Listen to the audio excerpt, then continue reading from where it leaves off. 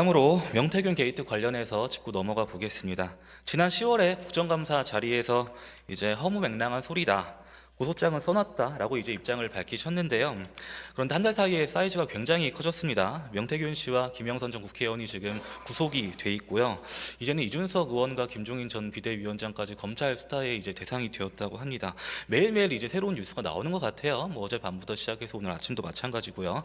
그리고 이런 현안에 대해서 이제 야당 시의원이 언급하지 않는 것이 저는 이제 직무유기라고 생각을 했고요. 앞으로 시장님의 시정 활동과 그리고 서울시의 여러 정책 추진에 잡음이 끼지 않도록 좀 이 자리에서 털고 가는 게 맞는 것 같습니다. 영상 2분짜리 있는데 한번 좀 같이 보시겠습니다. 지난 10월 13일 명태균 씨가 자신의 페이스북에 올린 글입니다. 2021년 서울시장 국민의힘 경선 다음 날 김종인 비대위원장이 자신에게 찾아와 국민의힘 후보가 서울시장이 돼야 한다. 안철수 당시 국민의당 대표를 꼭 이기게 해달라고 부탁했다고 썼습니다. 그래서 명 씨는 거기에 맞춰 판을 짰고 결국 오세훈 후보가 단일화에 성공했다고 주장했습니다. 김종인, 오세훈 두 사람은 명 씨의 주장을 전면 부인했습니다. 그리고 명태균 씨는 서울시장의 선거 단일화 과정에서 본인이 판을 짰다고 주장을 합니다. 이 부분에 대해서 동의 안 하시죠? 아유, 허무맹랑한 소리죠. 네.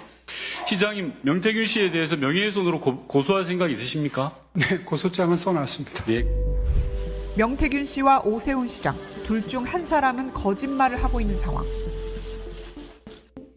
강혜경 씨는 뉴스타파와의 인터뷰에서 명 씨 주장이 맞다는 입장을 내놨습니다. 이제 오세훈 시장이 뭐 이제 살려달라고 울었다 하시는데 울었던 것까지는 전 정확하게 모르겠고 명태균 대표가 오세훈 시장한테 시장 할래요, 대통령 할래요? 라고 질문을 했다는 거를 저한테도 직접 얘기를 해주셔서 자랑. 네. 오세훈 시장이 나는 시장 할 겁니다 라고 얘기를 했기 때문에 이 사람은 시장밖에 안 된다 라고 얘기를 했었고. 그러면서 지난 대선 당시 윤석열 후보가 그랬던 것처럼 오세훈 시장이 공짜 여론조사를 제공받았다고 말했습니다. 이게 오세훈 때는 명태균이 그럼 주로 어떤 역할을 한 거예요? 자체 조사를 좀 많이 했더라고요. 서울시장 같은 경우 제가 자료를 보다 보니까 일단은 서울 조사, 자체 조사도 했었고 공표 조사도 좀 몇 건이 또 있고. 그거를 무료로 꽂아준 건가요? 똑같이? 일부는 무료고 일부는 돈을 제가 받았던 걸로 기억이 되거든요. 근데 전체를 다 받은 건 아니에요? 아니면 이게 정식적인 합법적인 경로가 아닌 비공식적으로 이제 돈을 받았던 거라. 그럼 오세훈도 똑같이 비슷한 문제가 될 수도 있겠네요. 정치자금 보면. 현재로 봤을 때는 네. 대신 좀 듣기에 좀 거북하셨을 것 같은데요. 저 강혜경 전 보좌관도 인생을 걸고 저렇게 이제 발언을 하고 있는 거 아니겠습니까? 타임라인 따라서 좀 한번 짚어보겠습니다. 사건 초기에 SNS에 이렇게 글을 남기셨는데요. 21년 서울시장 보궐선거 당시 김영선 전 의원이 무리하게 요청해서 명태균을 만나보긴 했지만 이상하고 위험한 사람이라는 판단이 들어 관계를 끊었다라고 하셨습니다. 좀 어떤 점이 이상하고 위험해 보였나요? 정확하게는 기억이 안 나요. 그렇죠. 많이 선거 때 많이 바쁘고 막 이런 사람 저런 사람 오는 게 맞지만은 그 이미지의 잔상은 남아 있지 않겠습니까? 네. 그런데 뭐 자기가 이렇게 해서 뭐 도와줄 수 있다 이렇게 얘기하는 분들은 선거 때 굉장히 많이 나타나는데 그분 말씀을 종합을 해보니까 이분은 믿을 수가 없겠다 이런 판단을 했고 그때 한 같이 두어 김영선 번 전 의원이랑 세 분이서 같이 배석한 자리였나요? 처음에는 김영선 의원이 같이 모시고 온 건 기억이 나는데 네. 그 다음에 뵀을 때는 어떻게 뵀는지는 정확히 기억할 수가 없고요. 여하튼 그때 판단으로 이분과는 더 이상 인연을 계속하지 않는 게 도움이 되겠다 판단을 해서 참모들에게 지시를 했습니다. 더 이상은 이분을 만날 일이 없었으면 좋겠다 얘기를 했고 그 이후로 만남이 계속되지 않았고 저희 참모진들과도 정말 크게 다툼이 일어났다 그래요. 명태균 씨와요? 예, 그래서 그러니까 뭐 의견이 굉장히 안 맞는 거죠. 네. 그래서 하여튼 격렬하게 다툰 다음에 그 다음에 사이가 멀어진 이후에는 저희 캠프와는 완전히 무관합니다. 네, 알겠습니다. 같이 만남 이후에 이상하다는 느낌을 받고 참모진들에까지 디렉션을 내렸다라고 이제 이해하겠습니다. 그리고 또 이제 그 이후에 그 이제 사건의 타임라인으로 돌아갔을 때 나경원 전 의원도 한 말씀을 하셨어요. 오세훈 후보와의 2차 경선은 느닷없는 여론조사 100%로 진행됐다. 그 여론조사는 민주당 지지자들의 응답 유도를 위해 국민의힘 여론조사라는 것을 모두 조항에 언급하지도 않은 여론조사였다. 서울시장 레이스 초반 여론조사 압도적 1위, 1차 경선 압도적 1위였던 내가 결국 압도적으로 패했다라고 주장을 했습니다. 여기에 이제 바로 시장님은 검증되지 않는 폭로다, 뭐 자중질환은 공멸이다라고 반박을 하셨고요. 이제 그 이후에 어떻게 두 분이서 오해는 따로 풀으셨나요? 아니면 현재 진행형인가요? 제가 뭐 워낙 제가 마음이 넓은 편이라 따로 뭐 그런 오해는 풀지 않고 그냥 평행선에 있는 걸로 인지를 하겠습니다. 네, 하여튼 뭐 지금 말씀하신 거에 대해서 좀 말씀을 드리면 전체가 다 엉터리입니다. 왜 엉터리냐 하면 제가 그래서 오늘 이거 물어보신다 해서 들고 나왔는데요. 네, 이 2021년 봄에 선거가 있었잖아요. 네, 20년 10월 16일자 주간조선 이 여론조사가 처음 나온 겁니다. 서울시장 여론조사 처음 나온 거 네, 최초. 그 이후에 선거 있기까지 46번의 여론조사가 있습니다. 네, 근데 이게 가장 처음 나온 게 오세훈 24.6%, 안철수 18.4%, 박주민 10%, 박영선 9.6% 이렇게 돼서 쭉 내려가요. 네, 그러니까 명태균 씨 주장은 네, 오세훈이 정치 공복기가 길어서 도저히 이길 수 없는 상황이었는데 자기가 도와서 이겼다 이런 주장을 하고 있는 거거든요. 네. 이 여론조사를 보면 어차피 시장님이 앞서고 있었다. 예, 그리고 거기에 숟가락을 올리고 지금 이렇게 전국적으로 시끄럽게 하고 있는 것이 명태균 그렇죠. 주장이다. 네, 알겠습니다. 그렇게 요약할 수 있습니다. 그 한국경제신문에서 10월 18일자 보도가 있었는데요. 21년 4월 7일 날 재보궐선거가 끝나고 21년 4월 25일 날 제주도 서귀포시에 위치한 한 별장에서 김종인 전 비대위원장과 명태균 씨가 만났다고 해요. 그런데 이상한 점이 이게 명태균 씨가 김종인 전 비대위원장을 초청하는 형식이었다고 합니다. 그리고 그 별장의 소유주는 정치권에서 시장님의 오랜 후원자라고 알려진 분이라고 하시는데요. 기사에 따르면 공정과 상생 학회 대표라고 하시네요. 일단 기사 내용에 따르면은 시장님과 주변 분들은 그렇게 제주도 별장에서 두 사람의 만남이 있는 걸 몰랐다라고는 되어 있는데 어떻게 지난 10월부터 지금 전국적으로 시끄럽지 않습니까? 그 사이에 그 후원자라고 하시는 분으로부터 따로 연락을 받으시거나 내용 공유 받은 적이 있으신가요? 그분이 하고 싶어했던 공정과 상생 학교를 지금 말씀하시면서 저하고 관계가 있는 것처럼 표현하셨는데 아니요, 그 오랜 후원자로 그분 알려졌다라고 혼자 만들었다가 했습니다. 그거 네. 제가 항의해가지고 바로 내렸습니다. 아, 그런 건가요? 그러니까 그거를 마치 저하고 관계가 있는 것처럼 인용을 하시는 거는 일단 틀렸고요. 네. 예, 만들자마자 바로 문을 닫도록 했습니다. 제가 항의했어요. 네, 시장님의 공정과 상생이라는 브랜드를 그냥 어떻게 동의도 없이 그냥 계속 내가 오세훈의 후원자다라고 이제 주변에 얘기를 하면서 했던 활동자라고 보면 될까요? 그분도 명예가 있는데 제가 그렇게까지 예. 얘기할 수는 없고 어쨌든 제가 동의하지 않았던 건 사실이고 그 홈페이지가 지금도 떠 있다 그러니까 들어가 보시면 네, 만들자마자 들어가 봤습니다. 스톱이 돼서 그 이후에 아무 활동이 네, 없는 게 22년부터 드러납니다. 중단이 돼 있더라고요. 예, 그러니까 그건 뭐 제가 말씀드린 게 맞다는 게 입증이 되고요. 알겠습니다. 그분들이 그렇게 누군가 페이스북에 사진이 올라오는 별장에 갔는지는 저는 아는 바가 없습니다. 네, 알겠습니다. 그 이후에도 그 별장 소유주한테 따로 연락받지 못했고요. 확인한 적도 없고 네, 확인할 필요도 없다. 확인할 생각하시는 필요조차 거죠? 없죠. 예, 알겠습니다. 중앙일보 11월 16일자 보도입니다. 지금 창원지검 전담 수사팀에서 구속영장 실질 심사를 하는 과정에서 시장님이 또 언급이 됐어요. 21년 서울시장 보궐 당시에 명 씨가 시장님과 안철수 후보의 여론조사 경선을 통해 야권 단일 후보로 만드는데 관여했다고 계속해서 주장하고 있는 이 사안을 검찰이 또 언급을 하기도 했습니다. 혹시 나중에 검찰 수사가 들어온다고 하면은 어떻게 적극적으로 임하시겠어요? 예, 어차피 정황을 이해하기 위해서 필요한 네, 그런 참고 절차가 사항을 문의한다면 거기엔 친절하게 답변을 해드려야 되겠죠. 네. 그 부분도 앞뒤가 전혀 맞지 않는 것이 명태균 씨가 그동안에 무슨 말을 했는지를 이번에 한번 쭉 정리를 해봤습니다. 그랬더니 이런 유지예요. 오세훈은 자기가 왜 이겼는지도 모른다. 네. 자기가 뒤에서 도왔다는 거예요. 네. 네?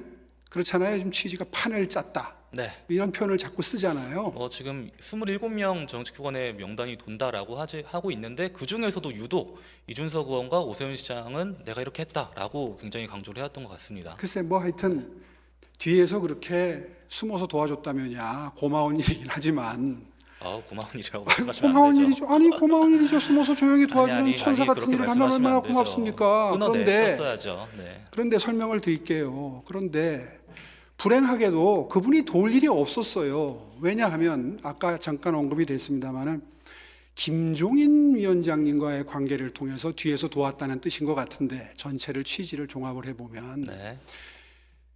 김종인 비대위원장님은 초지일관 안철수 후보와의 단일화가 이루어지는 그 순간까지도 저를 네. 만나면 네. 오세훈 후보 단일화하지 마세요. 음.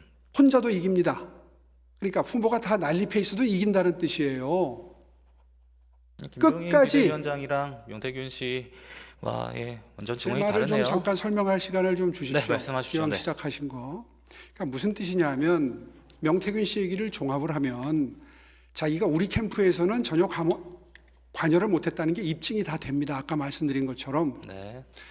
결국 요지를 종합하면 김종인 위원장님께 뭔가 뭐 자료를 만들어다 드리고 설득을 하고 토론을 하고 해서 오세훈을 유리하도록 국면을 이끌었다는 취지로 보이는데 불행하게도 김종인 위원장님은 저나 우리 캠프 사람들이 가서 의논을 드리면 단일화를 하지 말아라. 네. 끝까지. 알겠습니다. 그런 입장을 끝까지 견지해서 제가 단일화 합의를 해놓고 안철수 그 후보와 네. 단일화 합의를 한 날이 있어요. 바로 뛰어가서 김종인 비대위원장님께 아유 제가 이렇게 단일화 합의를 할 수밖에 없었습니다 하고 양해를 구하러 그 바쁜 후보가 위원장께 비대위원장께 뛰어갔었던 게 일정에다 나와 있습니다. 네. 알겠습니다. 기자분들도 다 취재를 했고 그러니까 시장님 김종인 충분히 위원장 답변 시간 드린 것 같고요. 선거의 비하인드까지 이제 말씀을 주셔가지고 네, 대충 질문하세요. 타임라인이 맞춰지는 것 같습니다.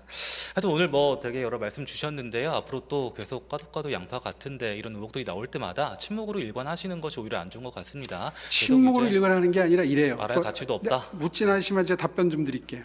지난번에 국정감사 때도 그렇고 왜 고소장을 써놓고 내지 않느냐고 자꾸 그러는 거예요. 네, 앞으로도 내실 생각 네? 없으신가요? 그런데 내가 이렇게 답변 드릴게요. 네. 내가 어저께 받은 문자인데 오세훈 시장 걱정이 돼서 내가 이런 돌아다니는 카톡 문자를 보낸다 하면서 저는 고향이 대대손손 조상님이 서울에서 거주하셨습니다. 네, 예, 외갓집은 상주고요. 네, 그런데 그 문자는 오세훈의 고향이 담양이다. 우리 당내에서는 그걸 음해랍시고 하는 겁니다. 반대 세력이. 이런 사람 제가 고발해야 됩니까? 그 뭐 담양이 고향이고 뭐 이런 거와 지금 이 사건이 또 하나 예를 상관 들어볼게요. 관계가 없는 것 같은데요. 그 외에 그런 주장하는 분들 중에 이런 것도 있어요. 김어준을 빨리 쫓아내지 않았다. 이건 김어준과 밀약을 했기 때문이다. TBS에 대해서 매우 미온적이다. 오세훈은 좌파다. 배신자다. 그 이것도 워낙 제가 지금 고발해야 됩니까? 가지고 계신 근데 그런 그 사례들과 이 사례는 다른 것 같고요. 시장님. 뭐가 다릅니까? 터무니없는데 다 고소고발을 하면 네, 알겠습니다. 아직 그래도 뭐 사리에 맞질 않죠. 그런 것들이. 알겠습니다. 충분히 말씀하신 것 같은데요. 다음으로 지구당 부활 관련해서 넘어가 보도록 하겠습니다. 지난 5월과 9월에 계속해서 지구당 부활 관련해서 반대 메시지를 내고 계세요. 2004년에 이제 어떻게 보면 업적이라고 할 수 있는 과거의 영광인데 저는 20년이 지난 지금 한국 정치 풍토에서 모처럼 이 여야의 극단으로 달리는 이 과정에서 정치적 교집합이 생긴 건데 왜 자꾸 반대 메시지를 내시는지 모르겠습니다. 저는 심히 우려됩니다. 돈 정치와 뭐 제왕적 당대표 때문이다라고 말씀 주셨는데 어떤 점이 아직도 지구당이 생기면 돈 문제가 발생하고 제왕적 당대표의 권한이 강화된다고 보세요? 새로 정치를 시작한 지 얼마 안 되시는 분들은 그 심각성을 경험할 기회가 없었기 때문에 그렇죠. 저 같은 경우에는 이제 그런데 2004년에 시장님이 법 통과시킨 10년 뒤에 2014년부터 이제 대학생 평당원으로 지역 활동을 했었는데요. 그리고 10년 지나서 지금까지 봤을 때 글쎄요. 저는 지금 이게 체계가 안 잡혀져 있고 정치적 이너서클이라고 하는 지역사회에 그런 것들이 다 음지에 있어서 이거를 양지로 끌어내기 위해서는 지구당 부활이 반드시 필요하다고 드는 입장입니다. 시장님이 그렇게 활동하실 때는 굉장히 큰 지구당의 폐해가 있었던 걸로 알고 있습니다. 네. 근데 그때와 지금의 현실이 같다고는 보지 않습니다. 저는 네, 말씀해 주시죠. 인간의 본성은 똑같다고 생각합니다. 네. 무슨 말씀이냐 하면요. 여지가 생기면 부패합니다. 일단 첫째, 전 네. 세계의 원외 지구당 위원장이 후원회까지 조직해서 일반 시민들의 후원을 받아가면서 정치할 수 있도록 한 나라는 없습니다. 첫째. 두 번째, 과거에는 어쨌냐면요. 후원금을 충분히 얻어서 쓸 수 있었기 때문에 예를 들어서 당협 내에서 식사를 한번 하더라도 당협위원장이 밥을 샀습니다. 네. 돈을 많이 얻어 쓴다고 정평이 나 있기 때문에 그런 일이 벌어지는 겁니다. 지금 얼마나 바람직한 풍토가 정착되어 있느냐 하면 당협 내에서 모이면 무조건 더치페이를 하죠. 10,000원씩 냅니다. 네. 이게 엄청난 인식의 차이를 만들어냅니다. 무슨 얘기냐 하면요. 앞으로 이제 지방선거가 또 다가옵니다. 네. 지구당 내에서, 지역 내에서 경제력이 튼튼한 분들이 아무래도 기여를 많이 하는 일이 빈발하게 될 겁니다. 이제 후원금을 많이 내겠죠. 네. 그렇게 되면 당협위원장 입장에서는 구청장, 시의원, 구의원 공천을 하게 되는데 신세를 많이 준 분에게 마음이 기울 수밖에 없는 상황이 벌어집니다. 네.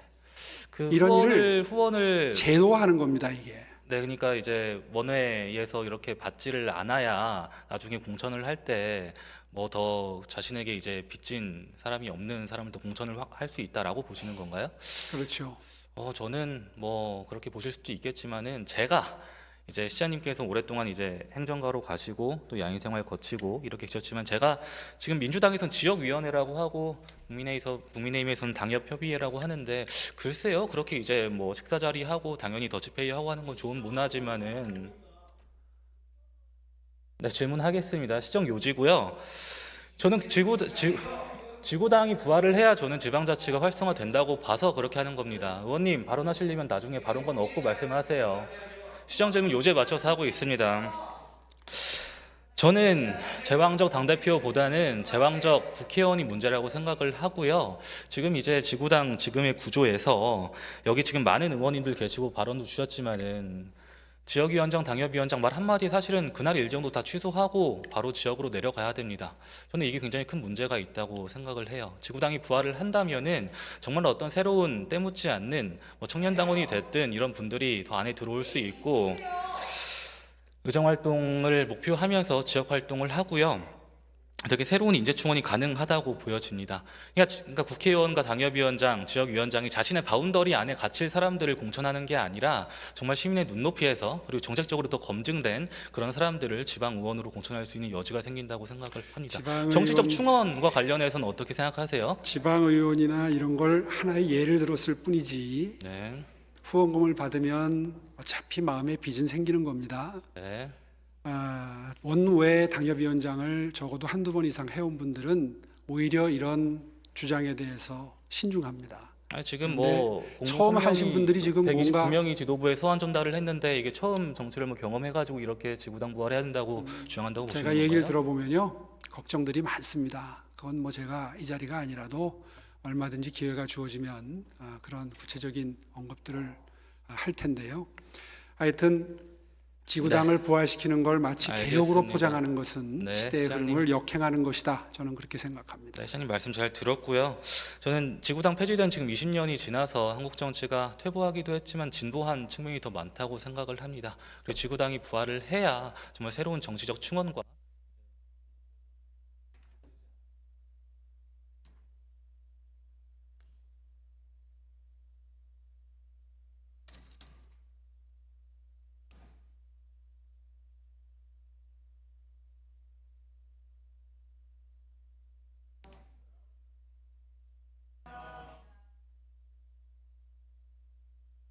박강산 의원님 수고하셨습니다.